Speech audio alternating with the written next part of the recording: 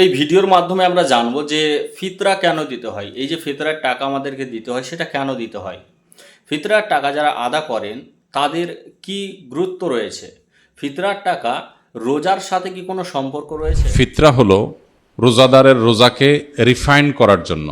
রোজাদার রোজা রেখে ভুল কিছু বলে ফেলে, অহেতুক কোনো কথা বলে ফেলে, কোনো কাজ করে থাকে যেটার ফলে রোজার গুণগত মান ক্ষুণ্ণ হয়।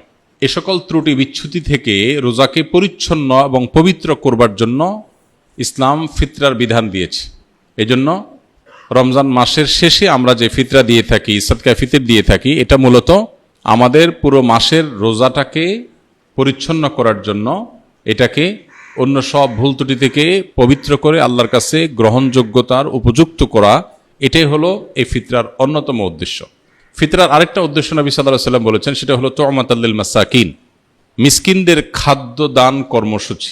পৃথিবীর ইতিহাসে এটাই সম্ভবত সর্বপ্রথম ব্যাপক এবং সমাজের সর্বস্তরের মানুষের জন্য, দুস্থ মানুষের জন্য খাদ্যদান কর্মসূচি।